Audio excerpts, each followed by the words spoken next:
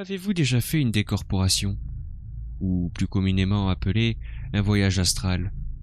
Non? Ah, je ne parle absolument pas des EMI ou ce genre de choses, souvent déclenchées par un accident ou une opération. En revanche, ce dont je vais vous parler est bel et bien d'un véritable voyage astral. Mais avant de commencer, laissez-moi vous dire quelle est la différence entre une projection et un voyage astral. La projection se déroule dans votre environnement proche, un peu à l'instar d'une EMI justement. Vous êtes autour de votre corps et dans le monde dit réel, mais d'un point de vue différent. Cependant, que ce soit une projection ou un voyage, vous aurez exactement les mêmes sensations. Tout comme pour le MI d'ailleurs. Une sensation d'être plus lucide que jamais. Une lucidité que vous ne vous connaissiez même pas. Une précision et une perception accrue. Une capacité à voir à 360 degrés si vous le voulez. La possibilité de léviter. De glisser pour vous déplacer. De passer à travers les murs. De vous téléporter. Et même de voler. Je pense que tous les mots du monde ne suffiraient pas à justifier toutes les sensations que l'on peut ressentir. Non seulement nous avons les sens beaucoup plus développés dans ces cas-là, mais aussi ce sentiment de liberté, presque d'invincibilité. Et pourtant ce n'est pas vraiment le cas. Il y a quelques dangers. En projection astrale, vous croiserez peut-être très peu d'entités. Vous ne craignez donc pas grand-chose. Assez tôt, j'ai expérimenté cette expérience souvent considérée comme paranormale, et qui peut l'être très rapidement de toute façon.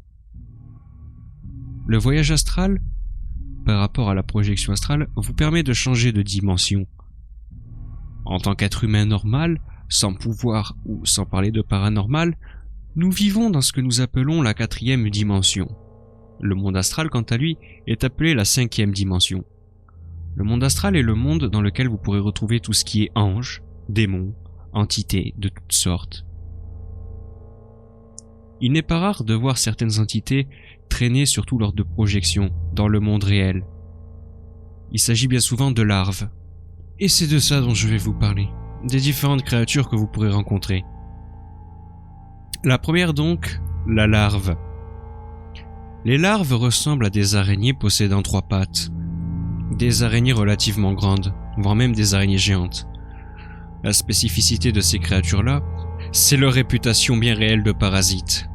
Bien qu'elles ne soient pas réellement dangereuses ou mortelles à proprement parler, elles ont tendance à s'accrocher à l'aura des gens, même ceux qui ne participent pas forcément à des expériences de ce style. Il est assez facile de s'en débarrasser. Cependant, certains cas ont révélé que plus elle se nourrissait, plus elle devenait grosse, et plus elle devenait grosse, plus elle devenait puissante, et donc avait une chance de devenir dangereuse. Les secondes entités que vous aurez le plus de chances de croiser sont les âmes errantes, les fantômes, les esprits. Je vais maintenant vous dire ce que vous pouvez faire en astral, et même en projection. Vous connaissez le principe des rêves lucides, non? Eh bien ce sont des rêves dans lesquels vous êtes parfaitement lucide, conscient, presque comme réveillé, alors que vous savez pertinemment que vous êtes en train de rêver. Vous êtes donc capable d'altérer et de changer à votre guise l'environnement qui vous entoure. Là, c'est le même principe.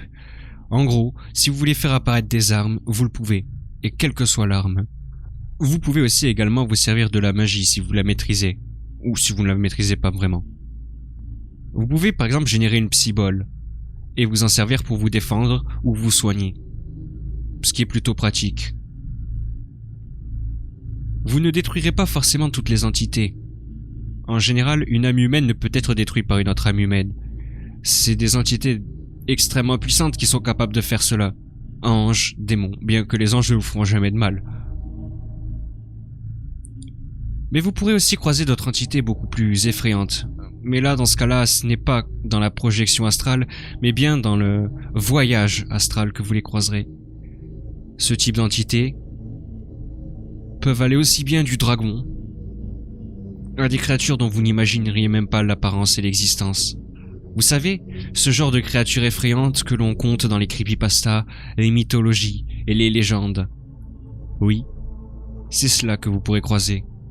Pour ma part, j'ai déjà croisé une manticore en astral.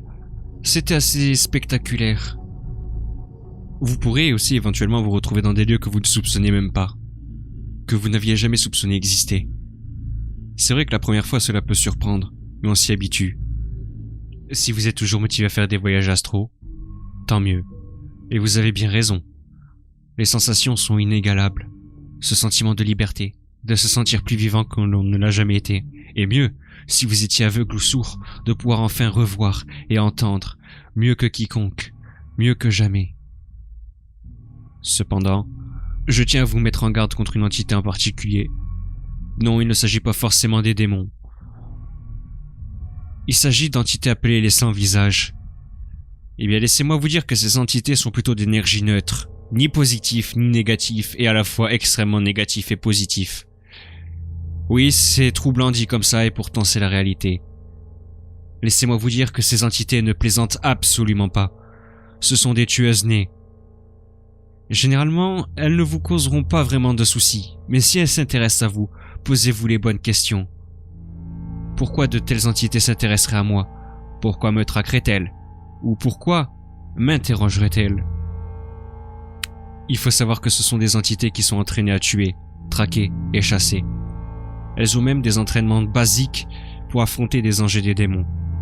Bien qu'elles aient la capacité de leur tenir tête, la plupart du temps elles se font éradiquer par ces anges et ces démons. Sauf les plus faibles. Comme les diablotins par exemple, mais ça même vous pourriez vous en débarrasser sans aucun problème. Sauf s'ils sont une nuée entière. La première fois qu'il m'a été donné de voir un sans-visage, c'était dans un endroit dont je ne soupçonnais même pas l'existence. Le genre d'endroit qui peut être caché entre l'astral et le non-astral. Il était là dans un coin, comme s'il m'attendait. Il me fixait. Je savais qu'il me fixait et pourtant, ils n'ont aucun trait distinctif. Un peu comme pourrait ressembler Slenderman, en beaucoup plus effrayant. Et n'étant pas de couleur blanche, mais plutôt de couleur grisâtre. Certains les surnomment à tort les passeurs gris. Ça n'a rien à voir. Ces entités sont redoutables. Celle qui me faisait face était armée de gants griffus. Vous savez, le genre d'arme que peut posséder...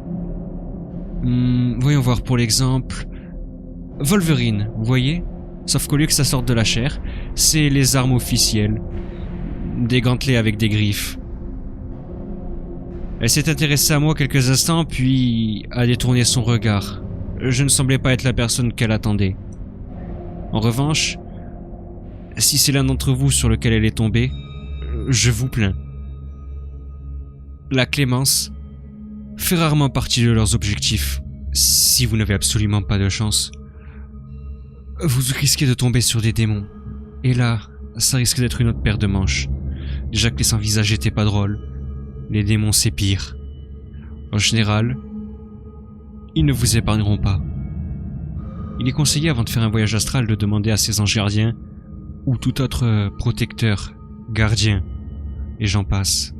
Tant que j'en suis à vous mettre en garde, je vais vous parler aussi d'une autre entité que vous pourriez croiser. Et là, priez pour retourner rapidement à votre corps ou avoir un gardien compétent à vos côtés. Il s'agit des ombres. Vous savez, ces fantômes noirs. Mais ce n'est pas juste un fantôme à proprement parler. Comme son nom l'indique, c'est une ombre. Elle n'est faite que d'obscurité et de ténèbres. C'est des assassins errants, sans foi, ni loi, ni aucune pitié. Ils vous attaqueront à vue, ils vous feront du mal. Vous pensez que vous ne pouvez pas mourir car vous êtes vous-même un genre de fantôme. Vous avez potentiellement raison. Mais cela ne vous empêchera pas de souffrir. Il existe deux façons d'être piégé définitivement en astral. Vous remarquerez qu'un fil d'argent vous relie à votre corps. Vous pouvez vous déplacer par la pensée, ça vous le savez déjà. Non, je ne l'ai pas dit. Eh bien oui. Par exemple, vous pouvez décider de vous déplacer d'un point A à un point B en y pensant simplement.